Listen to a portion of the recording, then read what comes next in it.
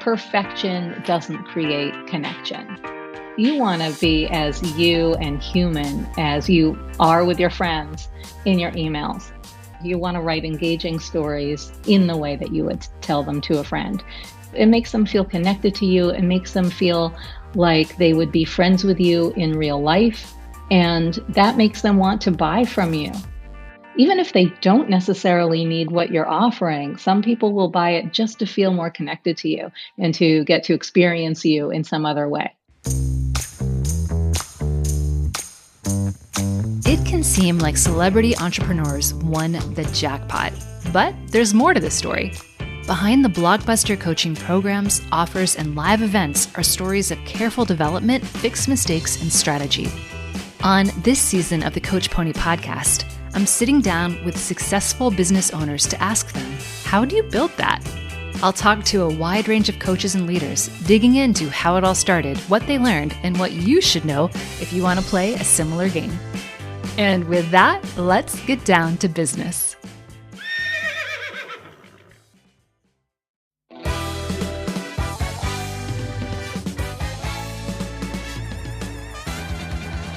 Today, our guest is Laura Belgray from Talking Shrimp.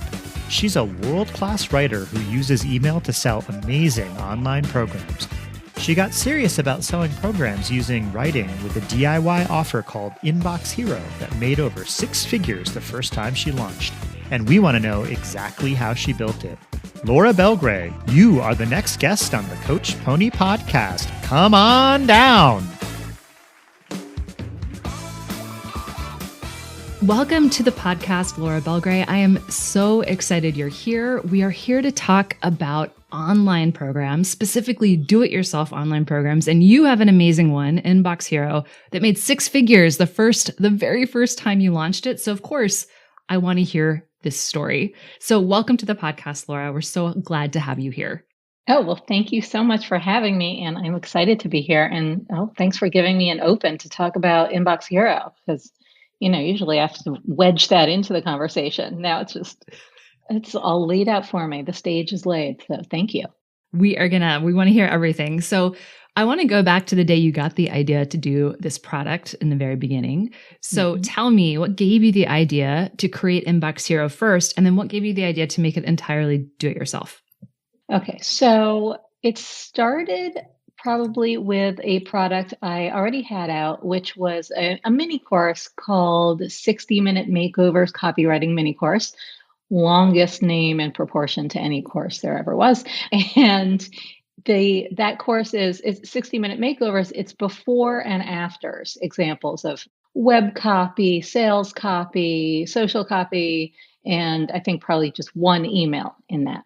And it was a popular product, kind of a low, accessible, no-brainer price for my audience.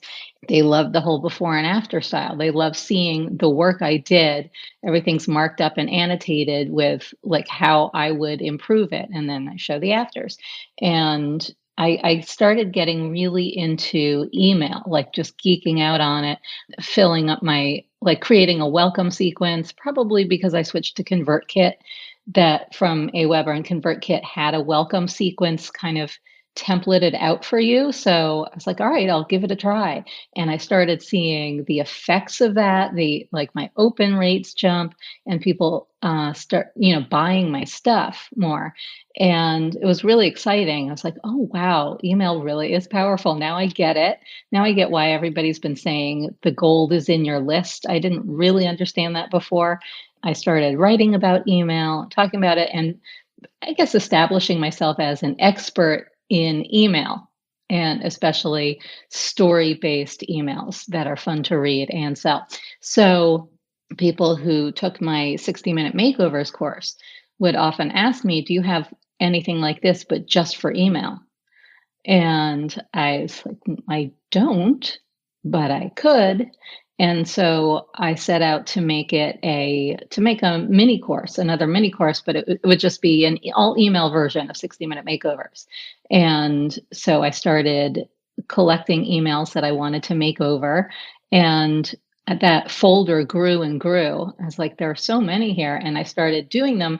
And what was going to be a mini course turned into more than 100 pages of email makeovers. I did these before and afters, and then I did reverse makeovers in it where I took emails that already worked, mostly mine, but not all mine, and kind of reverse made them over. So like the normal way to do this would be, the average line here would be this, or the bad way to do it would be this, but instead it's this. So you kind of get to see both sides of it. And the whole thing was a PDF.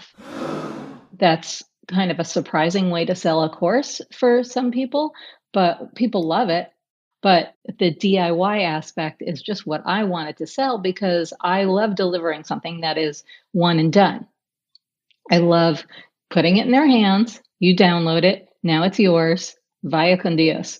And, not that people wouldn't like some more guidance and help with it. A lot of people want that live aspect.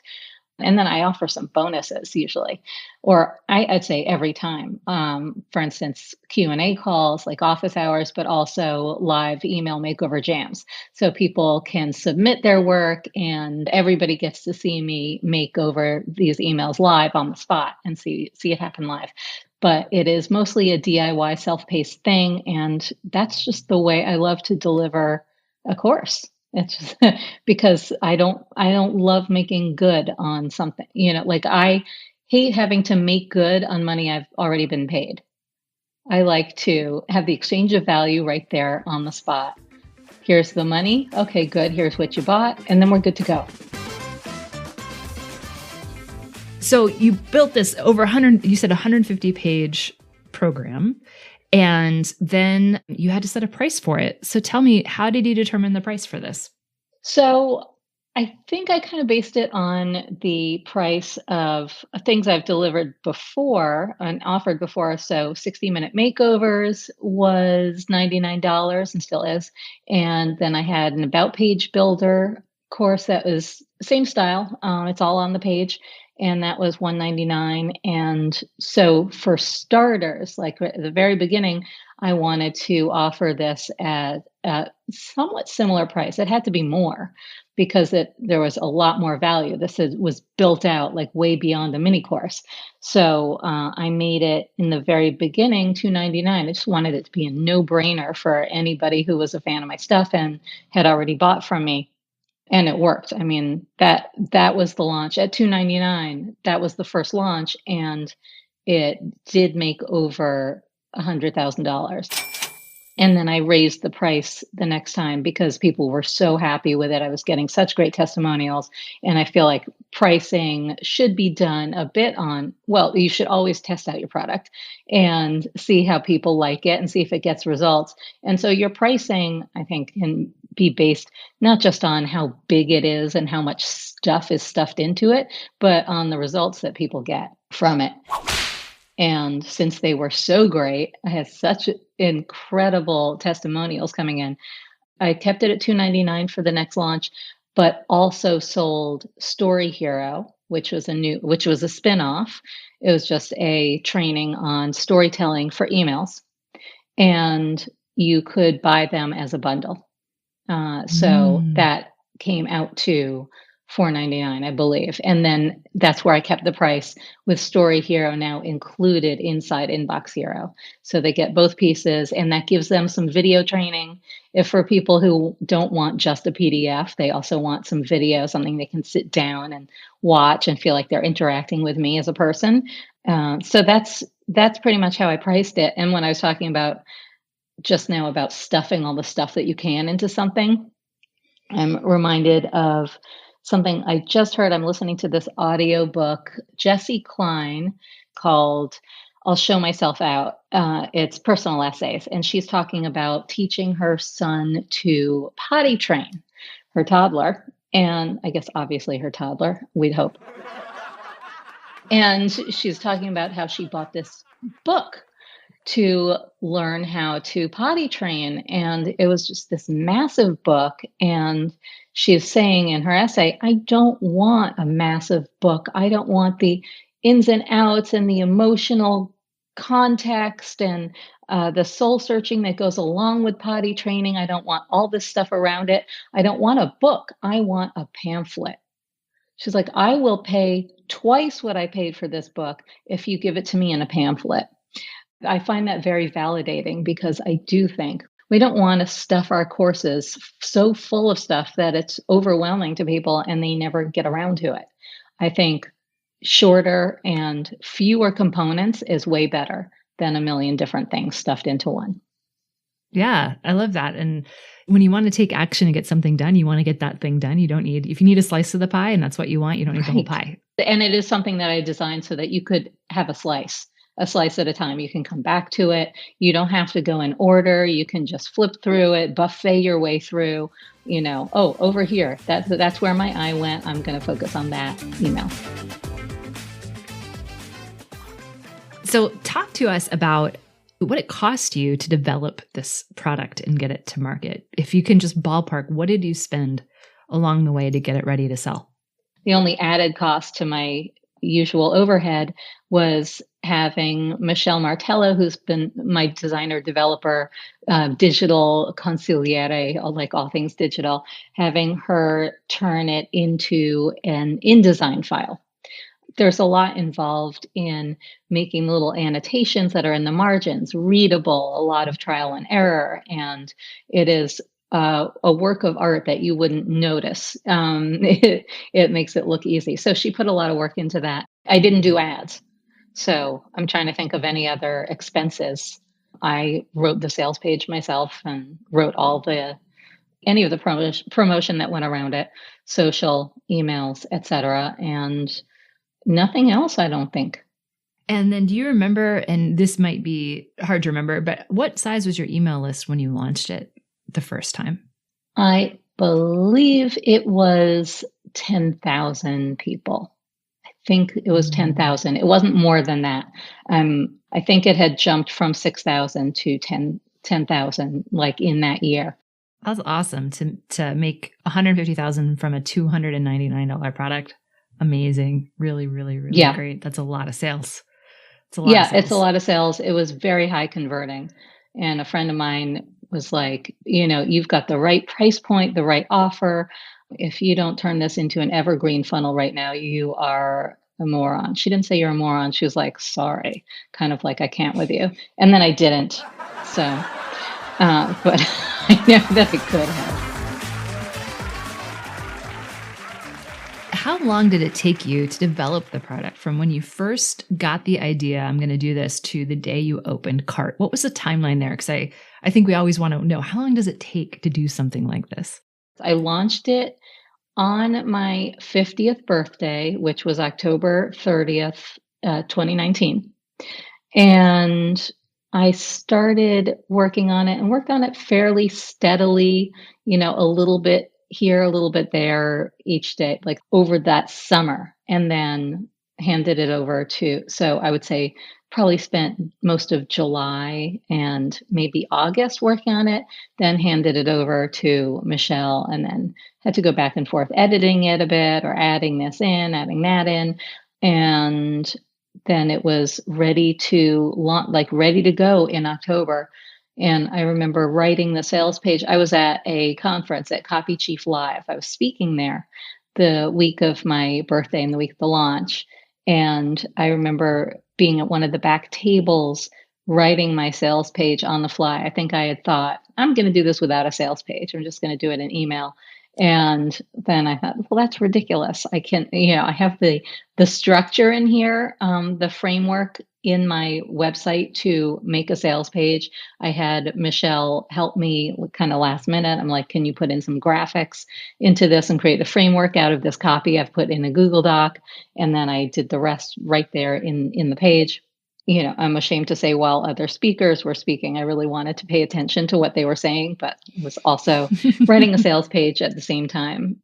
What I'm taking away from this story is that sometimes you can get away with doing a good launch last minute, and kind of things come together often in a launch. A few things will come together in the middle of everything that's going on around the launch. And so that's actually not uncommon, I find. Oh, yeah, absolutely. And I'm not strategic at all in terms of plotting things out on a calendar and here's when I'm going to launch. And that means I have to start talking about it here, unless it's an affiliate promotion that's all mapped out for me. So me, I'll just realize like, oh gosh, my launch is, 2 weeks away or 3 weeks away. And so, which is what happened in this case. And so I started making a real push to talk about emails to my list. Like every email I wrote was about emailing, about writing emails, about what they have done for me in my business, how I use them to sell, etc., to whip up desire, get people interested in Inbox Hero and let them know that it was coming. Correct me if I'm wrong. I believe there's no refund on Inbox Hero. Is that always been the case? Yes, that's always been the case. Tell me a little bit about that decision. It's a digital product, so you get it right away, so I can understand why there's no refund. But what made you decide the first time out not to offer a refund on it? You just pinpointed why, because it's a digital product, totally downloadable. I know that the math probably says I would sell more, I would make more in the end if I offered refunds, no risk guarantee, even if plenty of people, a good number of them downloaded it to enjoy and then asked for their money back once they had it. But I just felt like, no, I don't want to do it that way. I didn't feel like dealing with the customer service end of it. Even though I have somebody doing customer service, I didn't want to add that burden to the process. And every time I consider like, should I give it a no risk guarantee, money back, no questions asked, or should I do a action takers guarantee, which means that no tire kickers, you can get your money back if you show you've done the work. And I might do that at some point. It probably is true that I would make more doing it that way and people would be happy about it. And I do like the idea of making people feel safe, but I just don't change things that often, is the truth, even when I should. I really admire it because it is a digital product and it's really, I'm with you. It is really nice to have some products in your suite where the customer service on the back end is zero because it's upfront. It's, one and done in terms of how that transaction goes across. So I love it. What I love about it though, is you did it on the first offer before you had testimonials, which, is ballsy, to some degree for that, for the first round, but I love it. And I wanted to highlight it because it still worked.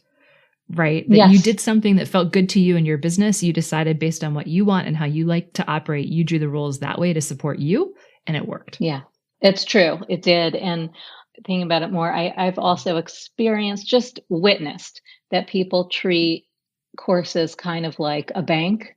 Like they pay for it and then they're like, I haven't been using it. I'm going to get my money back. Oh, now I have new money. I have found money. I didn't want to deal with that side of it. I have all the caveats there, like this is a non-refundable product. And so it keeps people from buying it on the off chance that they might use it. And if I don't, I'll just get my money back. There's skin in the game there, and it gets people to actually open it. Like I have it, I can't get my money back, so I guess I should open it and use it. And I think it gets more results that way. Yeah, I agree with you. There is something to making sure people have skin in the game and actually do it. And to your point, if they get the results, that's a huge win for them. Yeah. And for anyone thinking about buying a program, what you should be asking yourself, regardless of if there's a refund policy or not, is will I get my return on investment? If I invest several $100s in Inbox Hero, do I think I have the skills coupled with this to make at least several $100s back? And the answer should always be yes. Yeah. Right? As coaches, we want our clients to get great results. That's why we're here. We're here to help. And so there are things like this in your business structurally that can help push people along to those results, even if it sort of seems unusual or different at the time. So I wanted to highlight that because I love this story. What was your expectation of the first launch when you did it? Did you have a revenue number or another mental goal, might not have been revenue, in mind? Do you remember that? I did. It was 100K. It wasn't, I've got to break 100K or I'll be really down on myself. It was just like, how awesome would it be if I broke 100K? And I tend not to do the thing that you're supposed to do, which is set a revenue goal and then set a stretch goal and set a impossible goal or whatever it is. Yeah, conservative, big, hairy, etc. I have, wouldn't that be nice goals in my head. And I'll be really pissed if I don't make this number also in my head. And then sometimes I adjust that as I go along, like, well, maybe I'll be fine if I make that, if it's looking like the outcome is, if it's looking disappointing, I will still push, if figures are not where I want them to be, and like rethink and add more incentive as I go along. Like maybe I should add in a bonus, or maybe I should write a few extra emails. I will do that to nudge the numbers, but I still don't have those firm goals in my head, which may or may not be a good thing. But you smashed it. I love hearing the story. You had a mental goal. 6 figures is always a nice little launch number. Especially for a lower price product, right? It's easier to make 6 figures if your product is like $3,000 or $5,000, right? Yeah, right. But I love that you smashed it. That's awesome. So it wildly exceeded your goal in that case. Yes, it did. I think it was 160. And now it's a blur because I've launched it quite a few times since 2019. So like probably 4 or 5 times or something like that. So I think it was 160 or 170 the first time around, and that did it took me totally by surprise. I couldn't, especially at the end. I was like, holy crap, this is so much more than I predicted. And then the next launch, which was kind of insane of me, launching 2 products at once, Story Hero and Inbox Hero.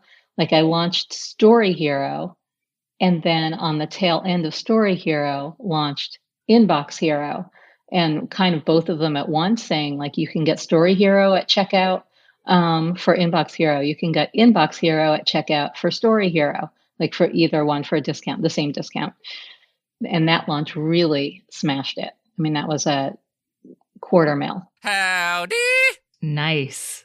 What prompted you to launch them back to back like that instead of waiting a little bit?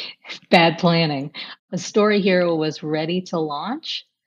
And then I realized, well, it was the middle of summer. And I was like, I don't want to wait till fall to launch Inbox Hero again. I think this is when I was going to do it. I had neglected to look at the calendar, and I was like, I guess this is the only time to do it. Just about every time I've launched something, I've totally taken my manager, Sandra, by surprise. Every time she's like, wait, you also want to launch this other thing right now? Like I wasn't aware we were doing that. Like, yeah, me neither, but we're doing it. So. It's always interesting when you see inside a business, because sometimes it seems like it's all smooth sailing on the outside, but in the inside, like things are happening.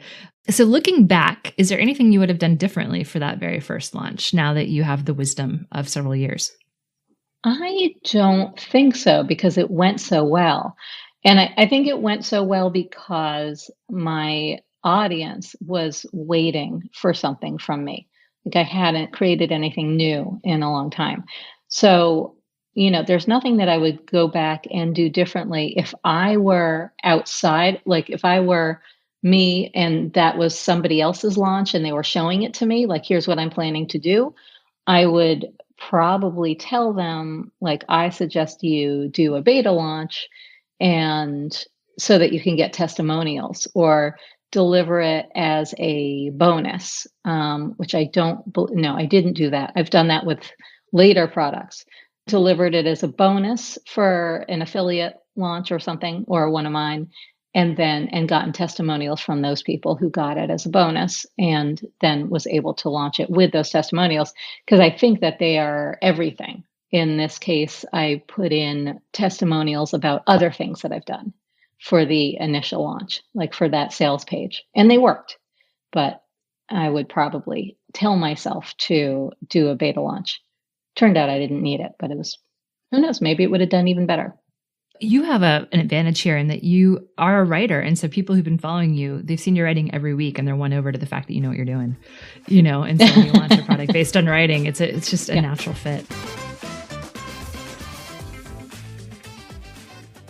We're speaking to a lot of new coaches right now who don't have the kind of email community or reach that you have when you launch this. So if you were giving advice or insight or guidance to a new coach who wants to launch an online product, but they don't have quite the size community that you do, what would you suggest or consider? I would say no matter what size your community, get them on your list, like have them on an email list. whatever size they are. I mean, you always want to be adding new people in. And so out on social or wherever you express yourself and reach people, you want to be talking about the benefits of being on your list. You want to be luring people to your list and into your community, into the fold.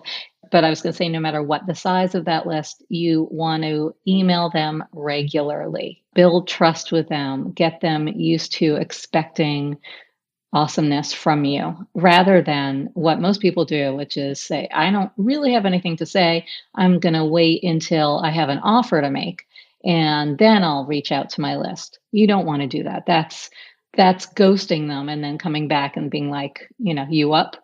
So booty call. Yeah, exactly. And then being like, who the F are you? Remember that if these people are on your list, you are not bugging them. The things that you write to them, it doesn't have to be epic. Nobody ever unsubscribed because your email was too short.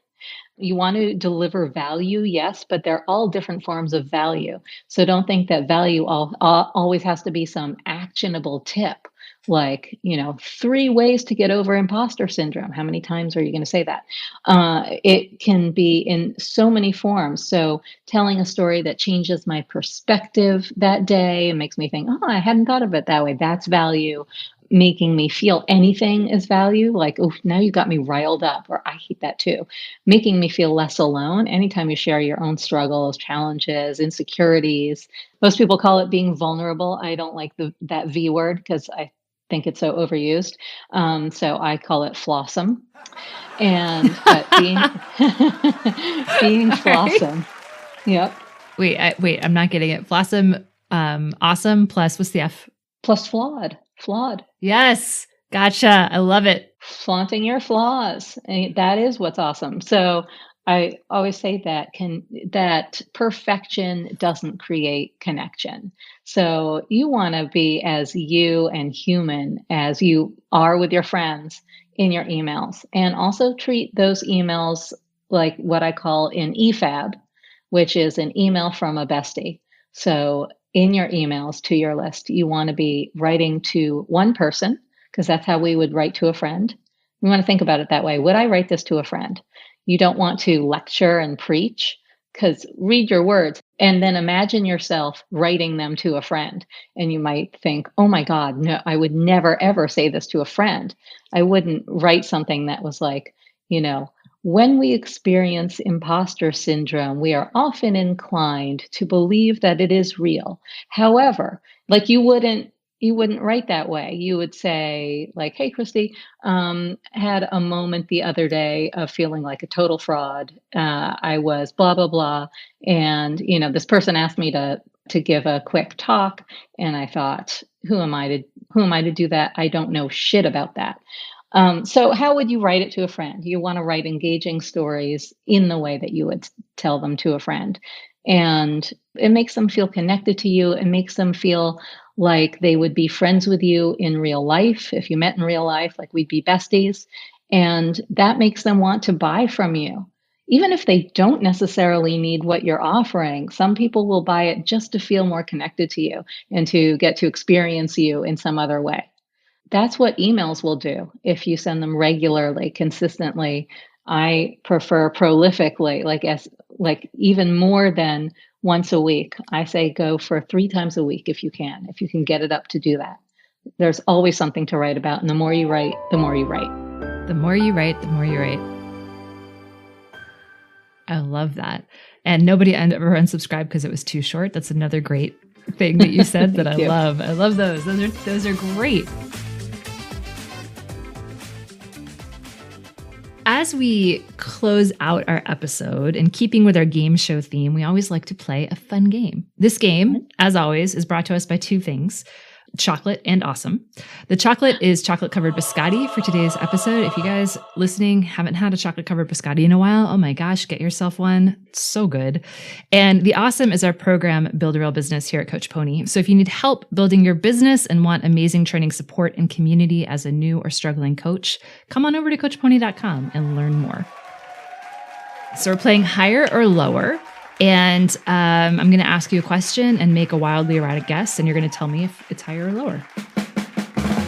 For the first launch of Inbox Hero, you had to write a bunch of launch emails. So I'm going to say you wrote 10 emails for the launch as part of the cart being open to sell Inbox Hero. Higher or lower? Higher. How do you know how many emails, or roughly? I don't know how many I sent, but I often will send up to 6 on the cart close day alone. So it's way higher. I mean, it was probably, the cart was probably open for 12 days or 10 days or something like that. And I sent at least 1 email a day plus say 6 on the last day, so I'm going to say 20 all in all from cart open to cart closed.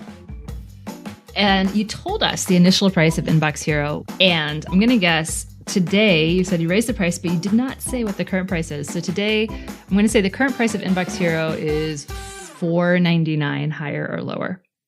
Ding, right on the money. Oh, I think I did mention it. So you might have cheated without even knowing it. Oh, no. Hey, yeah. I absorbed all it.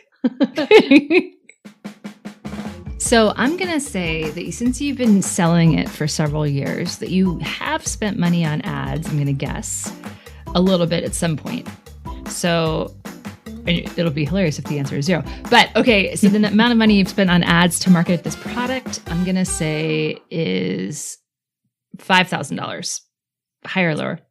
Lower. Lower. But have you spent money at all?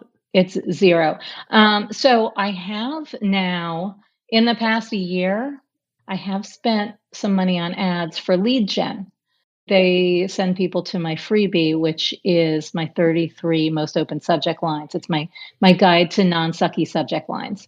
And I am terrible at ads and have a real block about them. And that's why I didn't start doing them until like the past year. I don't even know if they're working. My ads person will tell me occasionally, like, your ads are working beautifully.